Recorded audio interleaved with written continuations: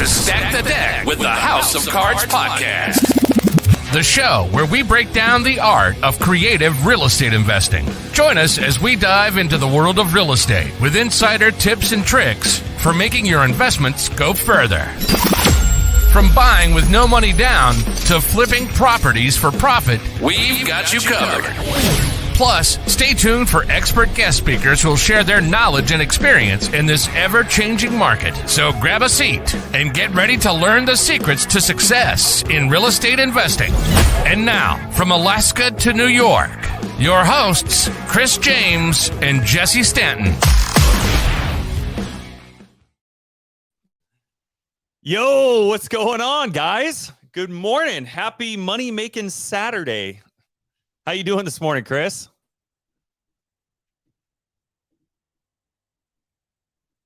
Oh, we're waiting for Chris to get...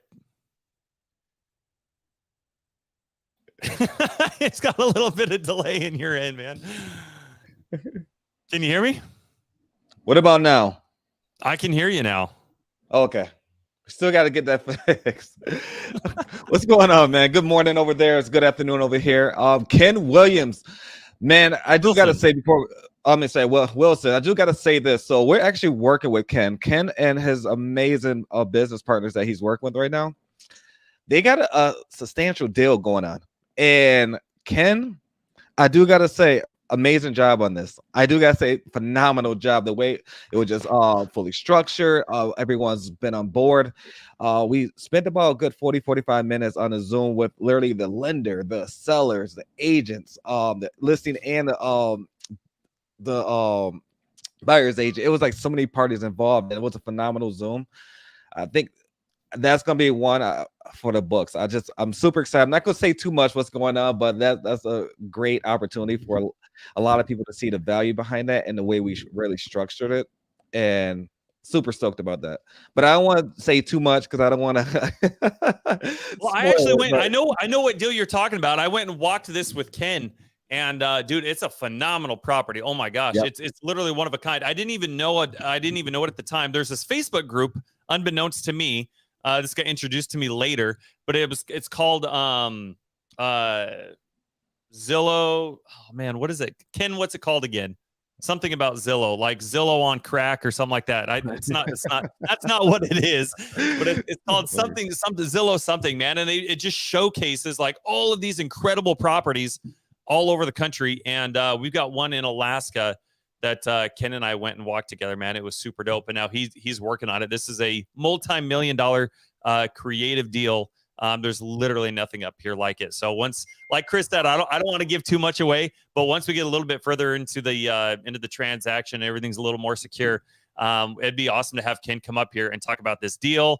I'd love to share some of the pictures and stuff I took, and yeah, it was just awesome to be able to go walk that with Ken. I know. Zillow Gone Wild. That's what it is. That is. Zillow Gone Wild, Zillow on crack. It's all kind of the same. Tomato, right? You know what I'm talking about. Amazing. But thanks for being here, Ken. Yeah, this is awesome. He's up to some big stuff. I think this is his first creative deal, no less. So this is really neat. That is very true. So guys, before we just jump into it, just don't forget to join our Facebook group, the House of Cards with Chris James and Jesse Stanton. Also, don't forget to subscribe to Spotify, Apple Music, iHeartRadio. We're on all platforms. We're streamed live in 8 different destinations. So, and also Facebook users, please grant StreamYard access. We may say it by 2 or 3 times. We love to know who we're speaking to and how we can spotlight you, and make sure specifically we can be a resource and have others in the comments actually squad up with you. So I just wanted to throw that out there. Guys, the last 2 podcast episodes that we had, I'm still working on getting those out. I'm just working on I'm a little behind. I'm like 2 or 3 weeks behind on getting those out, but I'll ensure that I'll make sure that happens this week. Now, today, you guys aren't going to want to miss this one, because this one is a doozy. This one is really neat. We don't have enough of these caliber of individuals and these caliber of conversations coming up. So I'm really excited to continue moving forward. But today, we have a very special guest who's been in sub 2. I don't really meet too many people who've been in sub 2 as long as I have. And I think this individual has been in here for a hot minute at least. So without any further ado, let's bring him up, man. Marco Money Gems, what's going on, dude? How are you, man? Hey, what's up, guys? How's it What's going going? on, man?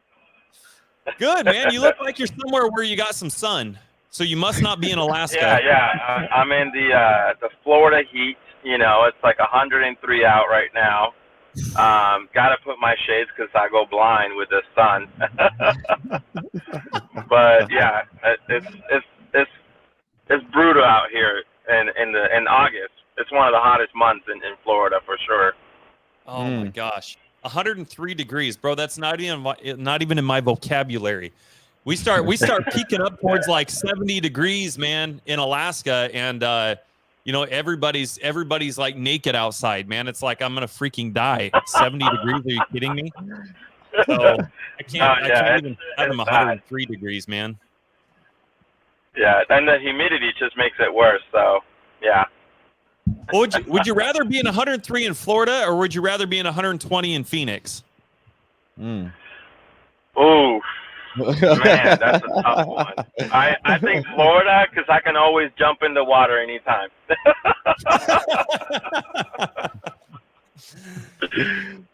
That's true. I agree. I used to live in Phoenix for a little bit, and I remember moving down to Phoenix. Everybody was telling me, at least it's a dry heat. At least it's a dry heat. And then I got down there, and in my head, I'm thinking, oh my gosh, yeah, but so's an oven.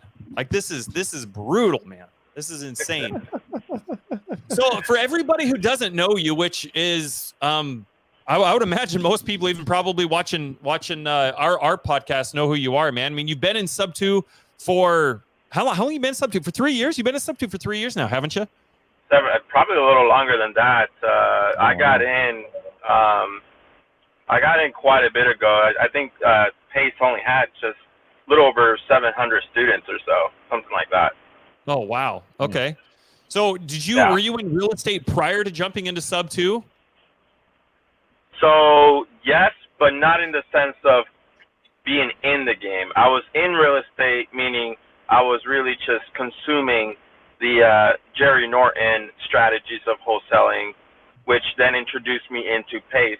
He was actually the reason why I joined Sub 2, because PACE came onto Jerry's telescope view, and I ran into his stuff. So I was doing a lot of investing, but not in real estate. I was just doing investing in general, like tech stocks and crypto and the things that I knew how to do because I just knew certain formulas. And I was like, I really want to put stuff into real estate. Let me look into this wholesale thing that I heard about. And then I heard about the creative thing, and it just kind of brought me into that real estate side of things. So I kind of stumbled upon what I'm doing now during my first year when I've already done my first wholesale deal, my first flip, my first creative deal. I stumbled upon the one thing that now I just only do from that point on, a couple of years later. And for everybody who doesn't know, bro, what's that one thing that you're doing now? So I'm currently just a pure investor, lending-wise, so private lending in real estate. I specifically only do lending within the community itself. I've built a lot of network relationships. What I was at the beginning, I was the connector. So I did a lot of network in person, built a lot of relationships. I knew I had money and I had no time, so I started really vetting specific individuals that had leadership roles, had a business of systems already in place, doing deals consistently every month, and started to really almost create like a vet borrowers list, so that I knew that my risk with these lendings would eliminate as much as possible, because I'm collateralizing more than just a deal. I'm collateralizing a relationship and a title within the mentorship, right? So if I'm dealing with PACE, I'm dealing not just with a deal in second lien or first lien. I'm dealing with someone who has a lot of integrity, right? Has a high role in the community. He literally owns the community in a way. So there's a lot of leverages of collateral that I can use against someone who is worthy of lending to, just aside the deal itself, even if it's good or, or decent. So that's kind of like how I started doing things, and I just grew and grew and built a lot more relationships. Started to really build a lot of relationships actually with the mastermind students, because I do realize it's a different kind of spectrum in the community, right?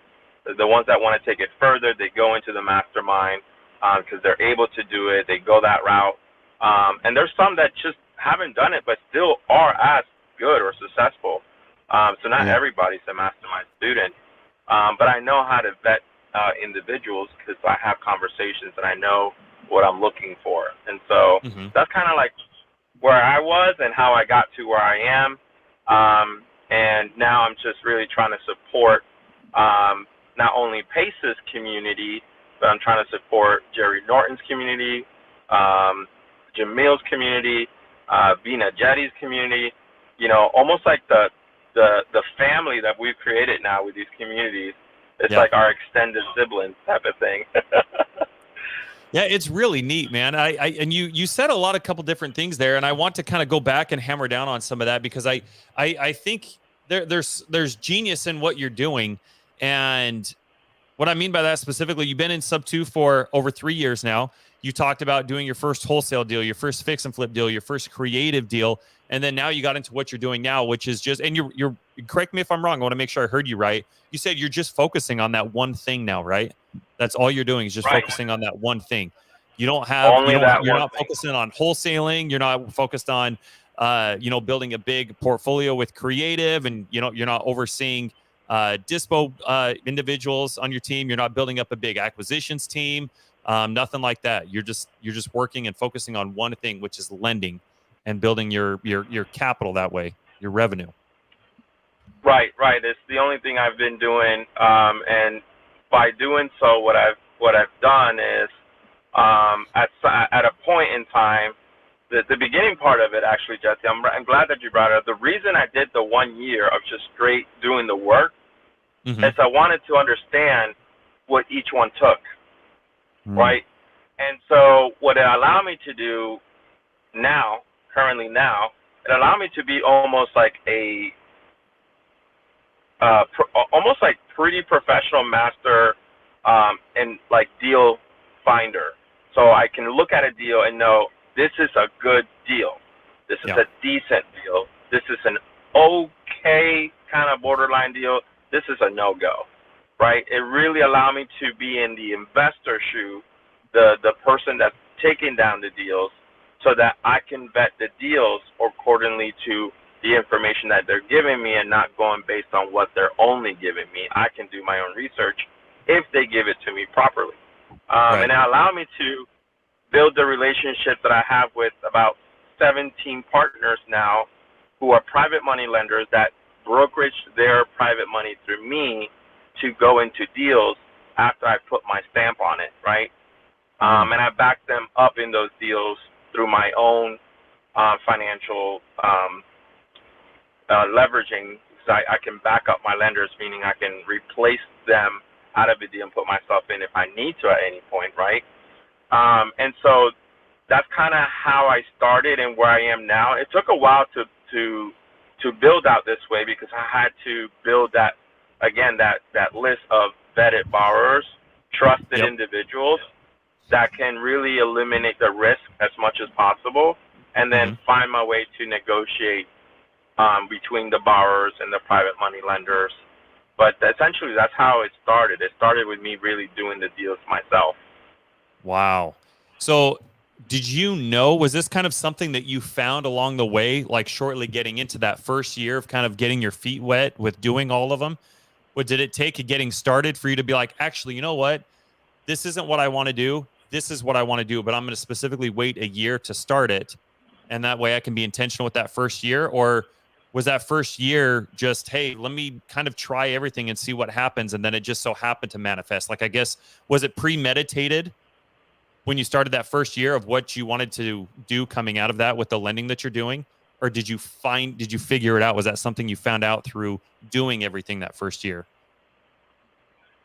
So, yeah, that's an amazing question. So I wanted to go into everything to feel it out. Was it premeditated that I wanted to be in the private money business? No, that came about me doing those things. The way it came about is I was leveraging someone else's money into all of those situations, and I was seeing how quickly they were able to make what they were able to make while I was doing all the work. And they were a really close friend of mine. I mean, this is one of my best friends. So I'm like, man, I have the money. And I'm realizing as I'm doing this, it's really taken a lot of my time. And I fought so hard to free up my time to be able to do certain things where I create new problems. But this one was taking so much of my time. I was like, why don't I just be my best friend and make what he's making and figure out a way to actually get into deals and make money in deals without having to do any of the work or put up any of my time for it, just have it come passively to me. And that's where it manifested. It was just kind of like a moment when I closed that last third deal. I was like,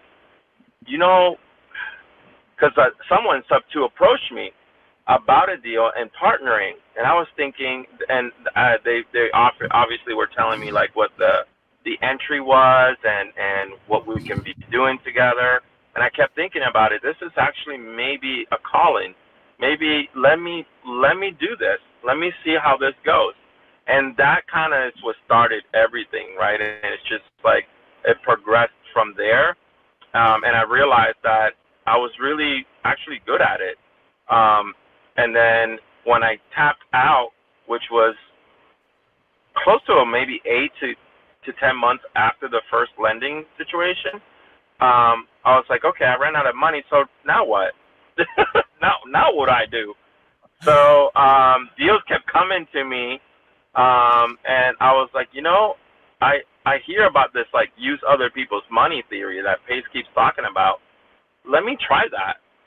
And that's kind of how that manifested. And it's just like I went down this rabbit hole, and like now, fast forward, 17 partners later, close to almost 16.5 mil in private capital. I'm like in a place that my wife and I would never imagine I would be in, right? Of course. It's really crazy. It's surreal in a way. And I can't thank, of course, the sub-2 community, Pace Morby, and the friends I've made, obviously, in the community enough for that. Oh, my gosh. Wow.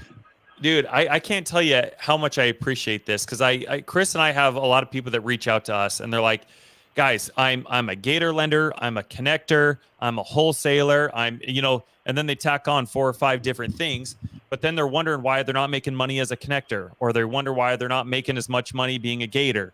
And it's because they're spreading themselves across all of these different avatars. And in each one, even like you said, you've gotten to where you are right now because you spent a lot of your time being intentional with just connecting people and just building relationships. And not only building those relationships, it's not enough to just talk to 50 people a month or 100 people a month. Plus, you've got to now figure out, how do I maintain those relationships so that I can maintain some consistency in building out a business that I can expand from. And so what advice would you give to everybody who's watching and will be listening in the future, to where they're like, man, you know what? I'm a Gator, I'm a connector, I'm a wholesaler, I'm trying to do stuff creative. Like, how do they take all of that and just focus on one thing, start prioritizing one thing and start building that foundation? And then once they have it built up, maybe at that point, maybe a year down the road or something like that, they start building out, another part of their business. What advice would you have for people? I know we've got a lot of people that have reached out to us specifically, and a lot of people that are watching right now that are kind of just, they're not getting the traction they want because they're dividing their time over, 4, 5, 6 different things. Right. I mean, I would say, honestly, divide, put it in front of you. I'm a big person of putting things that I want to look at in front of me, lay out a sheet, write something down. That can be the top 3 things that I feel I'm like the best at in, let's say, specific category like real estate. What am I good at when it comes to real estate that I've noticed so far in my journey? I had a year to kind of go back to and do a little bit of digging in, and I was finding certain pockets where I was like, I found myself talking to people quite a bit. I'm like, I like to talk, and I like to talk to people. So my skill set maybe is like speaking. I mean, I do come from a sales background. This is what I did. I was on the phones, 120 calls in one day. And so I realized maybe my skill set is to speak to people, and I will write that down. Okay, that's one skill set. And it's like, what other skill sets do I have that have been really useful in my life that can apply to real estate? I've always been good at investing my money and trying to make it grow one way or another. So I wrote down, and I'm good with following where the money goes. A lot of people don't really understand what that even means sometimes. And so I was like, I'm going to probably try to focus on that too. And then the other thing I wrote down was like, well, what other skill sets am I good at? I was like, well, I built a company to help companies build a brand and build websites and create a social media following. So I'm creative in the way of like what's called digital creative mind, marketing. So it's like I'm really good at like highlighting things. So I'm going to put that down. That's another skill set. And then what I did is once I wrote down like enough skill sets, I went back and I said, I'm only going to try to pick 1 to 3 in a very priority way. So I went and I picked money as number 1 because it was the best thing I was good at. And then I picked networking as my second. And then my creative side of marketing and highlighting and branding, I picked it as 3. So what I did, I decided to focus all my momentum into each category in percentages. So I told myself I will dedicate 70% of my avatar to money, and then I would dedicate only 20% to networking, and then 10% to the last one, right? And that's how I approached everything, right? So when I had a conversation, for example, let me just put it this way. Whenever I had a conversation, Jesse, the first thing I would focus on in that relationship or that conversation is, how can I make this person money? That's the value I can bring to that other individual. How can I make them money? And then if I didn't see anything coming out of that value, I would then go to the next one. How can I connect this person to the person they need to speak to, right? And if that wasn't anything that they needed, then I would be, how can I help you become well known, right? How can I help you brand? How can I build your company up? So that's how I would layer it out as far as avatar goes. Pick one that's a priority for you, and always have maybe 1 or 2 as in your pocket, because not every person you come across your avatar is going to work for. So you want to have some other tools that you can use to still keep that relationship, because everyone you talk to is a potential long relationship. You don't want to lose them because you have nothing to offer. Just come up with something that would work, that applies to everybody. And one of those that I thought was very useful was the connector, because there's nothing it doesn't apply to, So that's kind of like my approach to it. I guess that can count as an advice. Everybody has a different way of learning, though. So that would be my answer to that, though. Interesting. So let me ask you this, Marco. So essentially, when you got into this, right, were you essentially doing this by yourself, or were you doing this with your spouse, and then kind of doing this at scale? What does that look like at the beginning stages? Yes, I was doing definitely alone at the beginning. After a couple of months in, I would say like 6 to 8 months in, what I started to do is I started to connect with my accountability group, right? Everyone normally has one when they enter a mentorship. So obviously my mentor was like a huge source to everything I did. I would try to sponge in as much as I could while still to continue to move and do action, not just sit there and do nothing with the information. But that's kind of how I started. It was alone at first, build a lot of friendships within my local group back home here in Florida, and my accountability leader who connected me to other individuals, right? Because he was there before I got there. And that's kind of how I started. And now I have partners. All my partners are my partners that leverage their funds with me right now. So not only are they individuals that work with me, but they're also the individuals that bring other people's money.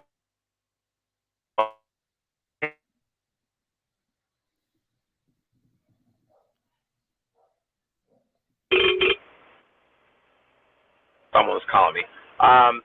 They're also my partner lenders that go look for private money now from their end, and they ladder it down.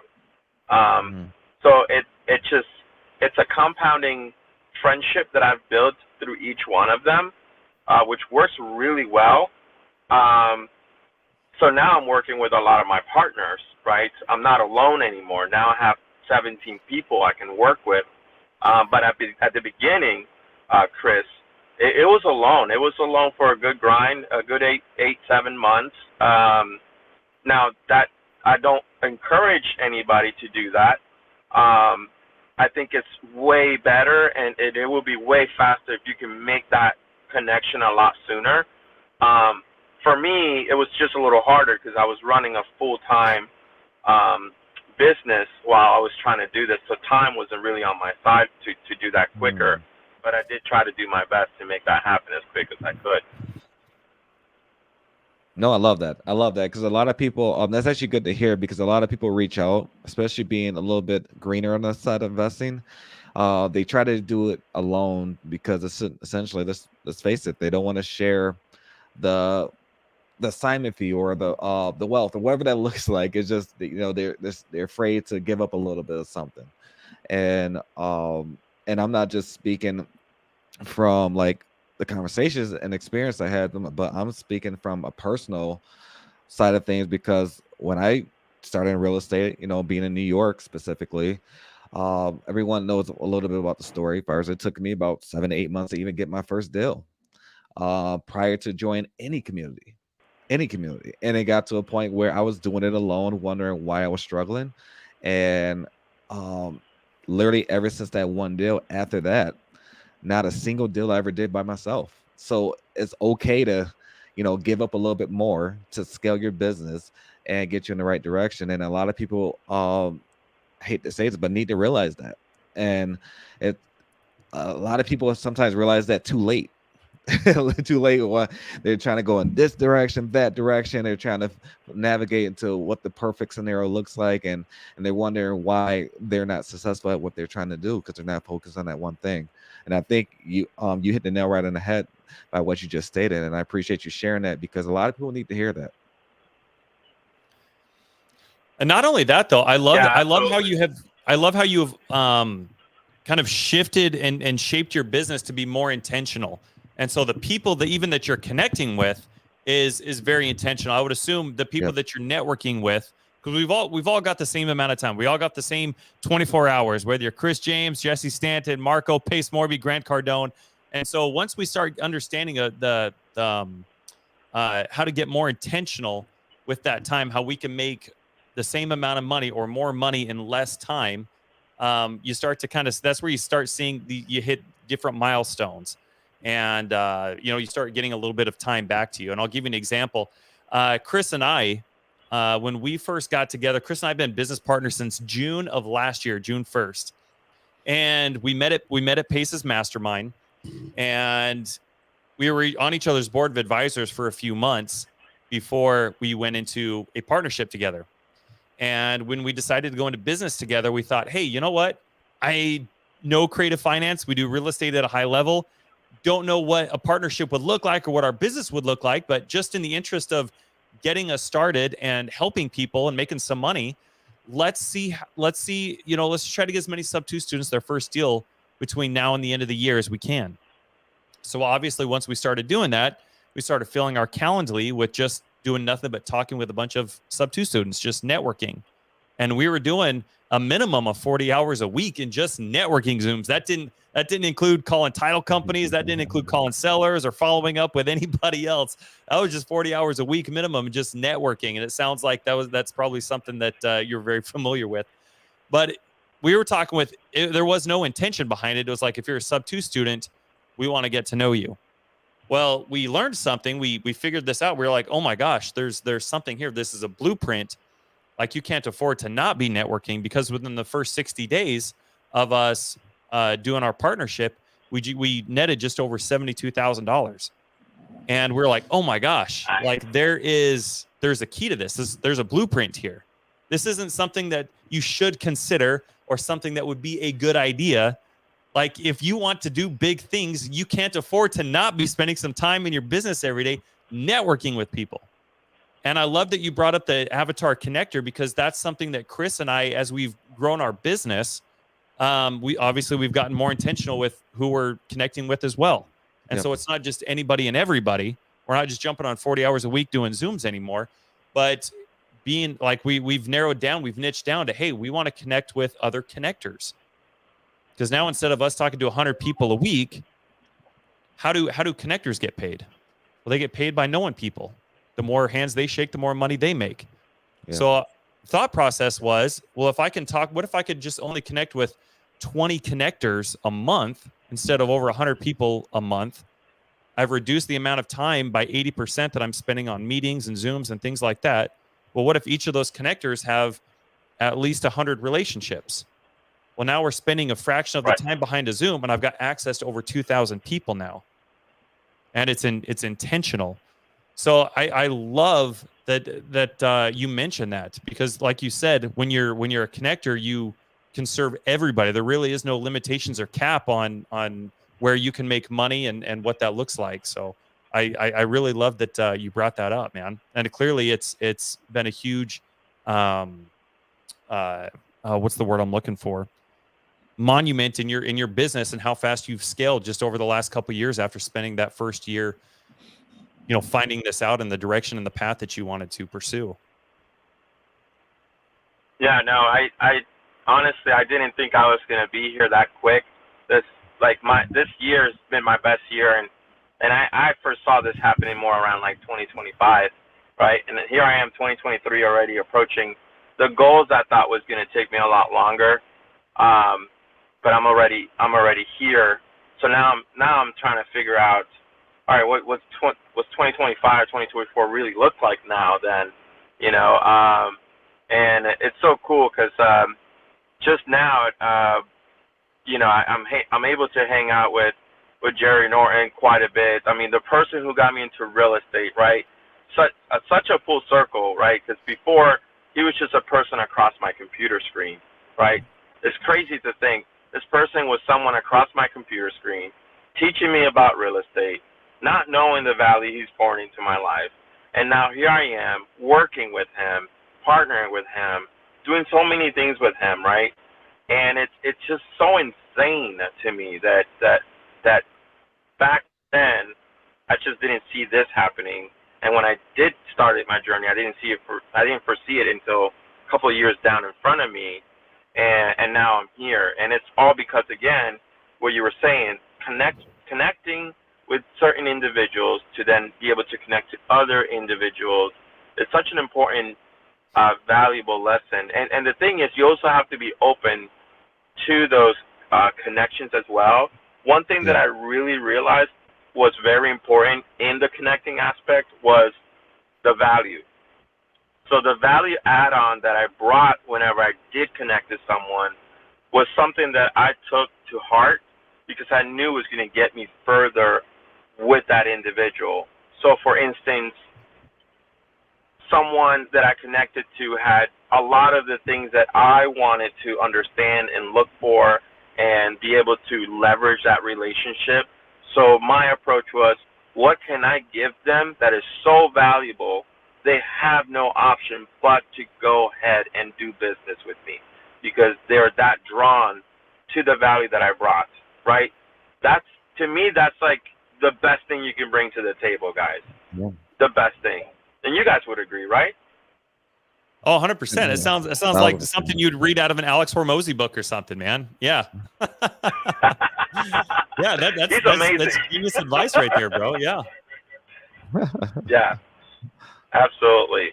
I don't know if you've ever got, this is one of the biggest challenges that I've had with a lot of individuals that they'll approach me and really what they're trying to do is they're trying to get information, ask me questions to learn how I'm able to do what I'm doing, and learn how I'm able to build a lending relationship with a borrower so well that I can keep it consistently going and build like a snowball effect out of it. And one of the things I tell them is take money out of the picture. There's a lot of the situations as to why the connection of your connecting network is not working is because you're putting money first and not realizing everything else that you can put in first. Big example of like the first connecting relationship that I made, and I learned this lesson back then, was individual approaches me, doesn't know who I am, and the first thing they come up for is, hey, I heard you're a lender. What would you lend your money on for on this flip that I have and so, and for how long, and what liens are you okay with? I'm like, hi, I'm Marco. Nice to meet you. Right? That's kind of like what I learned then, and I started realizing I just don't think people have been taught. What I did is I took my time, I introduced myself to this individual, and I said, so one thing I would probably advise you to do is, and I want you to take this to heart, I don't want to have you be offended by it or anything, but this is how I would approach me if I was you 5 minutes before you came to me, right? And I literally gave him an entire script of how I approach myself, and he kind of stood there in awe, thinking, gosh, I never even thought about it that way. And it's because most people don't. They really don't. They don't realize that they're not doing that, right? They think that by approaching me that way, they're already doing the right thing. So you got to teach people sometimes. And one of the things I learned is bring value. So this person brought me he brought me an amazing deal, right? And I knew it was an amazing deal. And I wanted to teach him the way how to approach it first. So after he learned that, one of the things that I told him is like, now that you've learned how to approach me, we'll skip the part of you approaching me, but you'll do it next time, right? He's like, okay, completely got it. Now let me look at this deal that you just brought to me because I think it's a great deal. And he needed like $150,000 on this flip, and it had like a good $180,000 net spread maybe if he did it correctly. If he executed this deal, he would have landed a very hefty triple-digit flip. And so I told him, listen, this is what I would do. Because this is your first flip, what I would probably do is I'm going to partner with you 50-50 because I need to make sure that you exit on this flip correctly. That's the only way I'm going to be able to lend securely, knowing that I know the deal is going to get done and it's not 100% on your hands. It's like, I can't give you 50% of the deal. That's too much. And I asked them, compared to what? And he kind of stood there for a moment, and he's like, well, because, you know, there's people out there that would probably just lend the 150K at like 10, 8%. You know, and he went down that spiel, and I was like, how many of those individuals do you have in line right now to close by this Friday? And he's like, well, I don't have any. I'm like, okay, so why are we having this discussion? I'm not trying to push you into doing this with me. I'm just really putting real questions in front of you so that you can understand where I'm coming from and start thinking in a way that would make more sense for you to make exactly this deal work. And after a dialogue, I asked him, do you know what's going to happen after this deal? And he's like, I don't. I was like, well, what would you do? It's like, well, I would take the money, I would go find another deal. Wouldn't that deal require probably funds? It's like, yeah. So wouldn't you need me again? yeah, most likely. I'm like, okay. So why don't we look at this relationship? Let me give you a vision of what this relationship could look like. So let's say we actually do this flip. We make it work. We split our profits 50-50, and you have another lined up deal already in line for when that money comes in. You're going to take the money I principled borrowed to you or gave to you plus my profits and roll it right into the next one. Who's making money? Right? Because you just took all of it right back into your next bigger deal. And then you're going to do it again on the next one. I'm not really getting that money back until our relationship ends. Right? So what is the return that you're actually giving me when maybe, let's say, 5 years down the road, the last deal we did was a 10% APY on a, I don't know, luxury home, millions of dollars in, right? And you decide that was your biggest deal. Now you're going to venture into maybe multifamily, and we cut ways or whatever. When you give me my returns back, you're actually giving them to me way many years down the road. By that time, it doesn't matter what you've given me. Yeah. I helped you grow. And a lot of people don't understand that a lending relationship from a private perspective is so valuable if you just look at it long term and you don't look at it right at that moment how much you're going to be making because you're focusing on the money, right? And anyways, this relationship still is happening right now because he took the advice, and he's a leader now in Sub2 because of it. You know, like, it's insane. It's insane. And every time we do a deal, he's always thanking me, always appreciating me because I challenged him on the fact of getting the returns out of the way. Don't worry about the returns. I'm always going to be fair with you as long as it makes sense for the deal. If the room is there, we're going to work it out. And it's, at some point, you're going to ask me, hey, I know this is our 10th deal. I was thinking of doing this with this deal. Can you work with me on this? Why would I say no when you've worked on me like the last 10 deals on my terms, right? Yep. It's a give and give relationship type of thing, right? So I learned a valuable lesson helping this person because it really helped me help a lot of borrowers because of him. So I always thank him. Thank you for allowing me to test trial all this relationship back and forth with you because it really helps me kind of understand what all these other borrowers are thinking and how they're approaching things. So it was actually really, really neat. But yeah, that's just, sorry for the blab. That's just a quick story that I think really transpired everything that I'm doing right now. No, I think that's amazing, bro. Thank you so much for sharing all of that. I mean, people are in here are just so much value, man. This is absolutely amazing because I think a lot of people get stuck in that thing. And Pace has said it before, especially when it comes to private money. The time to start raising private capital is not 6 days before you need it. It's 6 months before you need it. You know what I mean? And so for that 6 months, man, I mean, what an opportunity right there to be able to connect with somebody, to focus on the relationship, not the deal, and to find a way to be a servant to leader. And like you said, lead with value. Yeah. I freaking love that, man. That is awesome.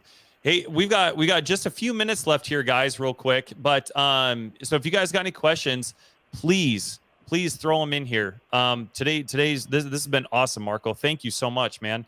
Real quick, if you guys got any questions, throw them in here. We'll kind of get them answered real quick. But you've got an event coming up. Is it in Puerto Rico? Yeah, it is. Thanks. I didn't know you were keeping up with me. Oh yeah. But yeah, it's in Puerto Rico. Back in Montana, me, Jerry, and Bina were sitting down talking about all the things that are happening in Puerto Rico, all the incentives that come with multifamily hotel resort real estate, and she was blown away, and I was already captivated by this because Jerry Norton gave me the biggest obstacle I've had since I started my journey. I was almost getting to that point where I was going to cruise line it, almost like put it on auto control type of thing, and he gave me an obstacle, and it was raising private money capital for the island, and I couldn't get some of the best relationships that I had to commit even on the best deals they've seen because it was foreign to them. They just they couldn't do it on something they had no knowledge about, right? Even though they've lended in states they've had no knowledge about, but they did it because it was U.S. But when it came to Puerto Rico, even though it's a U.S. territory, to them it was foreign, and they wouldn't do it, even on a 1031 exchange. And some of these deals had like 25 to 30% cap rate, guys. Like, it's like slam dunk deals, right? And I told Jerry, man, we need to sit down and figure something out. And Vina, I and Jerry spoke about, let's just throw a meetup.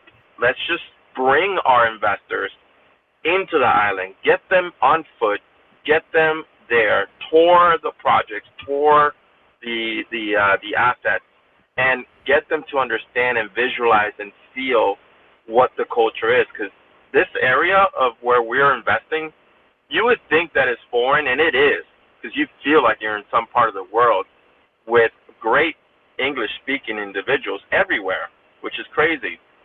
But it's one of those things that we feel really strongly about, because the incentives that they have in Puerto Rico for some of these real estate deals can give you back almost 40% on your investment, which is insane. You know, they're literally paying.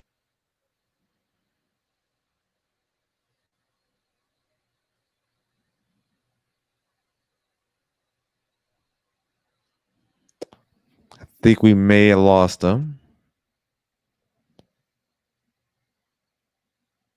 Oh man, it was getting to the good. I feel like I was in the Tom Cruise movie or something right now. I'm like on the edge of my seat, man. I think that's phenomenal.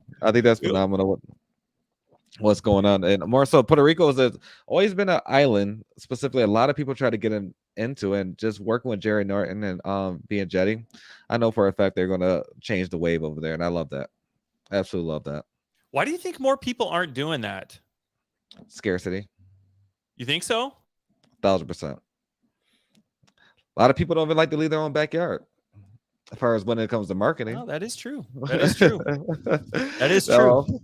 That's what, because more so, like, I think investing in Puerto Rico is pretty neat. You know, as long as you have the right resources, I think you can do it. I think what Marco's doing is phenomenal. And look, Jennifer Cortez, I'm not for sure if Jennifer Cortez is watching this. She actually does subject to transaction coordinated in Puerto Rico. So people will say, oh, you can't do subject to there. That is an absolute lie. You can actually do it. I would assume the transaction coordination side is probably a little bit different over there. Yeah, Chris? Yeah, absolutely. It's kind of, everybody's like, you can't do it over there, but you absolutely could. You absolutely love that in Canada. Welcome back, man. Yeah, sorry about that, guys. I got a call in the middle of the thing, but yeah, the event is going to happen this month, guys. It's the 23rd to 24th in Puerto Rico, Fajardo. It's at a resort. A good friend of ours is owner of the resort, and it's going to be mind blowing. We're going to be teaching people the tax strategies of how to leverage their money to save on hundreds of thousands of dollars in taxes. Wow. For the accredited investors that are going to be there. We're also going to have regular investors, which we're going to help do a funds to funds with, so they can get into some of these deals that they can, almost be set. Some of these deals that we have, some individuals can be set, making six figures a year off them with the right investment into these deals. And it's going to be amazing. I mean, you guys know how honorable it is to even host an event, and not just host one for the first time, but be able to host an event where you are bringing Pace Morby onto the stage, Jerry Norton onto the stage, Vina Jetty onto the stage. CEO of Investor List, Robert Wensley, to the stage, right? It's a huge privilege. So, like I said, it's amazing opportunity for those that want to invest in real estate at a very low entry point with very high end ROI. Um, this is where you can do it. In Puerto Rico, Jesse and Chris, if you guys didn't know this, um, and you can confirm that with pretty much anybody, in Puerto Rico, creative finance is a way of living. That's all they know. Really? Yeah. There is no such thing as comping. There is no Zillow or Redfin. And you don't have to do cash deals if you don't want to. Everything is negotiable and everything has a price and has a negotiation for it. And so some of these hotel resorts, boutiques, um, deals, we're able to take it down creatively. One of the best deals that Jerry Norton took down was the one that's going to have a grand opening in October of this year. And this is how he set it up: 6 years, broken down into two notes. First 3 years, no down payment, no payments on a 21 unit hotel. So he can stabilize it and make money off it. And the government's paying him on the tax rebate. So the first 3 years, he's just making money, right? And then the Smart second guy. 3 years, he's going to bring 100K down, balloon payments up to 3 years, and pay off the rest. But by the 6 years that he's had to run this and make money off of, he's getting paid by the rebates anyways, right? And so at the end of this deal, he's going to get a 40% discount rate on the deal that he originally bought. It was like 3 point some. It was like in the 3 millions, and he's going to be paying almost nearly half of that, for that deal at the end of the day. And the cool thing is the deal will be debt free by year 3 or 4. Wow. Smart guy. I can tell you that. Very smart guy. Dude, proximity is key, man. I think that is just the coolest thing, man, to be able to say that, yeah, man, like this guy that was on my screen that I used to learn and watch, about real estate. Now you're over here speaking at events with him and doing stuff, man. It's gosh dang, it's phenomenal. Truly inspirational. Really amazing. Well, dude, real quick, what book are you reading right now? I'm a huge bookworm, and so I love reading books. Anytime I ever talk to anybody, I'm like, oh, dude, I got to ask them what book they're reading. Oh, book. Man. Now, can it be any book? Because I don't know. Yeah. Based on I mean, I'm down with Harry Potter too, bro. A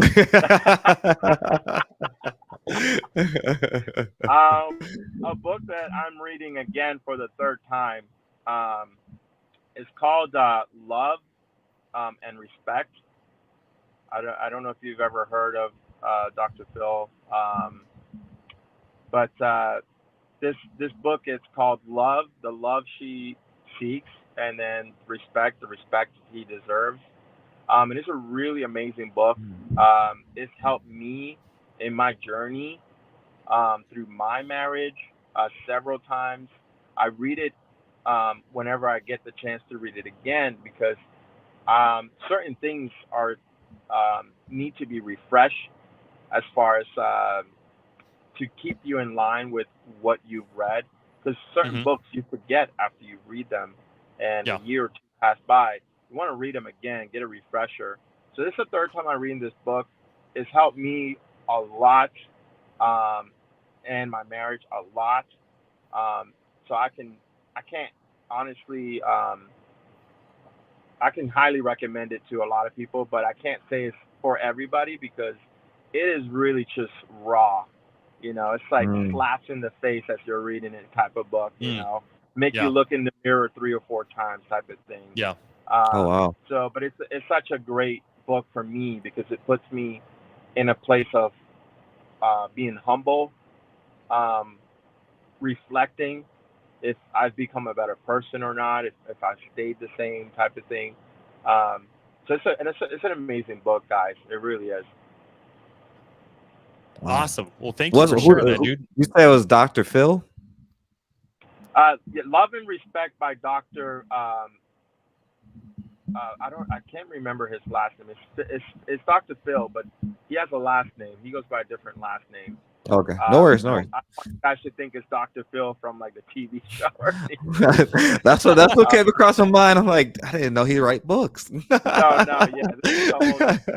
It's on Amazon. I think it's a number like a bestseller. Okay. Type of thing. Amazing. I'm gonna check that out, brother. Thank you very much.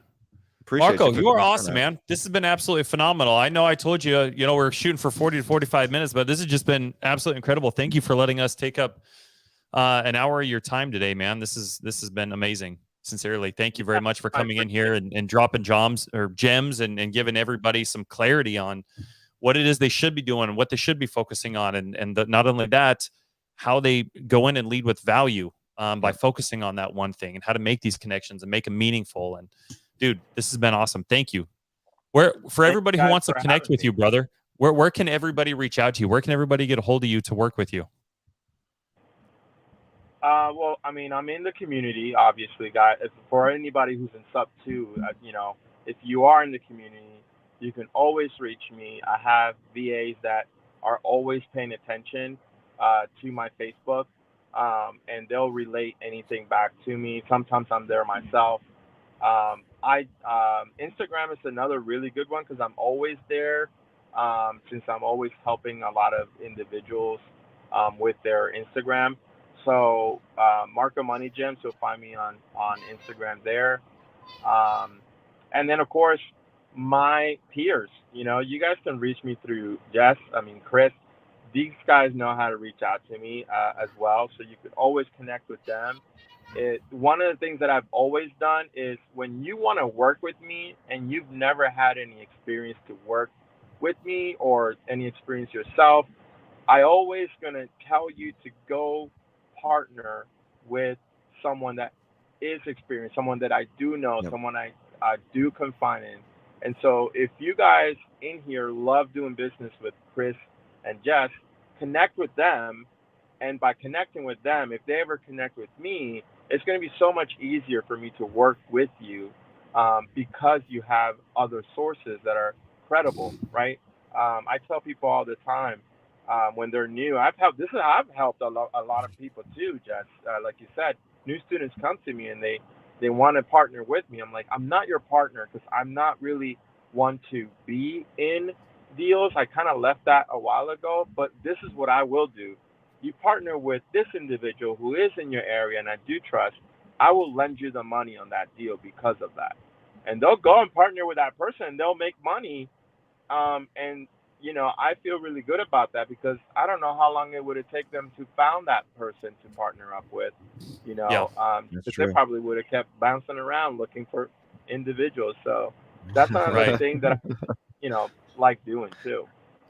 Well, I'm glad that you pointed that out, and that's probably a good place to end with, because I've had a lot. Chris and I both have had a lot of people reach out to us and say it goes back to one of those things, right, where they wake up one day almost if it was by accident and like, oh, I'm alive. Let me check my email today. Oh my gosh, I got this deal in North Carolina. Let me go post it in Facebook and see if I can go find a lender for $30,000. And like we said, 6 days before it's due is not the time to go, start raising private capital. And like you said, especially there's a lot of differences between hard money and PMLs. But one of the big differentiating factors is the relationship. It's relational. And it's not something. Chris and I have had a lot of people come to us and they're like, hey, do you guys know somebody who will lend in Alaska or wherever in the country? And though we do, it's not like that. And I love that you pointed that out. It's like, hey, if somebody else that I know and is vetted is in the deal, then yes, I can lend on that. But this isn't like transactional thing. This isn't like a, hey, I don't know you. If that's the kind of money you want, then go get hard money. But we're here to build a relationship for something, for the long term. So I love that you pointed that out, man. That's gold right there. Absolutely. So thank you, man. Well, Chris, any parting words before we let Marco and everybody else enjoy the rest of their weekend, brother? Yeah, so Mark, Marco, thanks for coming on, man. You're amazing. You're doing amazing things, and I would love to have you back. Not just myself, I can speak for Jesse as well. We'd both love to have you back. Definitely keep us updated as far as the Puerto Rico thing, and or maybe Jesse and I fly out. We don't know, but I need a reason to leave Alaska. But thanks for coming on, man. We truly appreciate it.